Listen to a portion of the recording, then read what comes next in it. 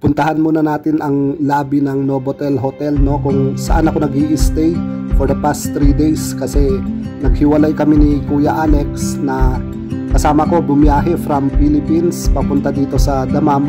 Napunta siya sa ibang hotel. Andito ako ngayon sa Dammam. Siya naman ay napunta ngayon sa Jubail sa Al Rain. So pasyal muna tayo dito sa lobby ng Novotel Hotel. Maluwang ang lobby nila dito, no, compared sa ibang mga hotel na napuntahan ko dito. Maaliwalas talaga dito. Napakalaki pa ng kanilang TV. Tignan nyo naman yan, nasa higit siguro 90 inches yan. Ang laki-laki ng TV nila dito, tapos spacious pa.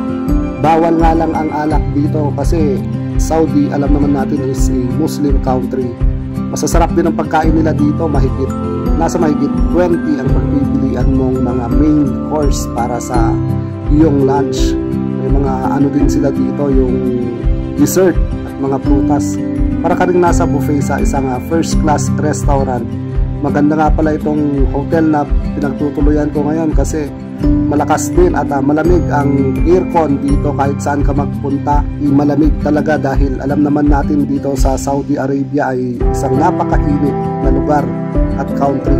At isa pa sa nagustuhan ko ang kanilang mga staff dito, no, sa restaurant at dining hotel na napaka-accommodating at napakababait naman.